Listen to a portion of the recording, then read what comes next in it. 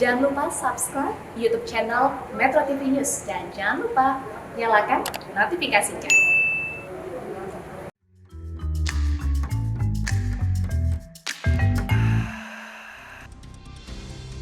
Anda masih bersama kami di Sisi Metropolitan. Pemirsa, bagaimana seharusnya penanganan dari hulu agar kasus pemerkosaan atau pelecehan seksual di lingkungan pesantren atau di dunia pendidikan tidak kembali terulang? Dan sudah tepatkah tuntutan jaksa 15 tahun penjara untuk pelaku oknum guru pesantren yang seharusnya melindungi malah justru merusak masa depan santriwatinya? Kita akan diskusikan dengan Komisioner Komisi Perlindungan Anak Indonesia, Jasa Putra, hari ini sudah bergabung bersama kita. Halo, selamat sore Pak Jasa. Ya, Pak, ini sudah sepakatkah Anda dengan tuntutan 15 tahun penjara untuk oknum pelaku ataukah memang harus dituntut lebih berat lagi? Bagaimana pendapat Anda? Iya, kita sebetulnya dari sisi regulasi di Undang-Undang Perlindungan Anak terkait orang terdekat menjadi pelaku itu bisa dimaksimalkan. Ya, Pak, dan bahkan di Undang-Undang 2016 itu perubahan kedua Undang-Undang Perlindungan Anak itu bisa suntik kebiri gitu ya. Dan kalau kita lihat korbannya ini kan cukup banyak ya, ada 12 santri. Saya kira kita mengusulkan atau merekomendasikan agar aparat hukum untuk bisa memberikan hukuman maksimal bagi pelaku, ya, agar ada efek jerah dan tentu bagi calon pelaku yang akan melakukan tindakan kekerasan seksual pada anak, ya tentu berpikir ulang ya terkait maksimalisasi terhadap hukuman bagi pelaku gitu, Pak. Pak Jasa, dari sekian kasus yang terjadi di dunia pendidikan, apa yang harus dievaluasi total di sini? Ya, jadi dari 5.200 aduan yang masuk per September kemarin ke Komisi Perlindungan Anak Indonesia, kasus kejahatan seksual anak itu di angka 600 lebih gitu ya. Jadi memang di situasi pandemi ini dan termasuk juga kejadian di lembaga pendidikan ini kan sangat luar biasa. Nah, oleh sebab itu karena ini terjadi di lingkungan pesantren, kita sebetulnya sudah memiliki undang-undang pesantren yang disahkan di tahun 2019. Saya kira regulasi ini harus hadir ya terkait bagaimana perlindungan anak di dunia pesantren. Walaupun kita tahu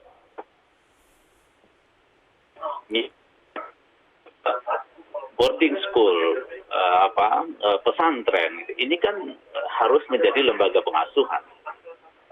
Pengasuh-pengasuh yang ada di sana merupakan pengganti dari orang tua. Nah, sejatinya peran-peran orang tua itu harus dilakukan. Tapi di kasus Bandung ini kan tidak berjalan seperti itu ya. Dan bahkan orang yang ada di dalam itu menjadi pelaku gitu ya. Nah, tentu relasi kuasa yang sangat luar biasa ini saya kira harus ditingkatkan pengawasan, ya regulasi-regulasi yang ada, baik pemerintah dan pemerintah daerah harus melihat lembaga boarding school dan termasuk juga pesantren. Kemudian kedua, tentu orang tua ya, orang tua tentu harus berkomunikasi dengan pesantren, memastikan bagaimana anaknya aman dan nyaman. Kita sebetulnya sudah punya pedoman dan termasuk kebijakan terkait pesantren ramah anak. Tapi ini perlu didorong, mainstreamnya harus didorong gitu, bahwa anak-anak yang berada di pesantren dipastikan bagaimana bisa aman dan nyaman gitu ya, sehingga tidak berjatuhan korban. Gitu. Ini kita menjadi khawatir ya, tentu jadi orang tua tentu jadi khawatir gitu ya, di mana anak-anaknya ditempatkan di lembaga-lembaga pesantren ini ada kekhawatiran dengan kasus-kasus yang mulai muncul di belakang ini gitu, Pak. Apakah ini artinya harus ada perangkat undang-undang ataupun perangkat aturan lainnya yang mengatur tentang undang-undang di pesantren begitu tadi Bapak katakan? Ya, undang-undang pesantren itu kan disebutkan bahwa Kementerian Agama itu kan melakukan pembinaan, kemudian memetakan kualitas gitu ya. Nah, saya kira ini harus dilihat lebih jauh di pesantren yang di Bandung ini apakah sudah dilakukan atau tidak gitu ya. Yang baru kita lihat kan baru menutup ya, karena ada kasus ditutup, izinnya dicabut dan seterusnya. Saya kira belajar dari Bandung ini harus dilakukan mapping lebih jauh gitu. Bagaimana undang-undang pesantren ini bisa hadir ya, terutama dari sisi perlindungan anak gitu ya. Karena jangan sampai hanya proses pendidikan saja dilakukan atau transfer of knowledge, tapi terkait perlindungan anak gitu ya. Isu-isu pengasuhan itu tidak berjalan gitu ya. Apalagi waktu anak ini kan hampir 24 jam kan berada di pesantren.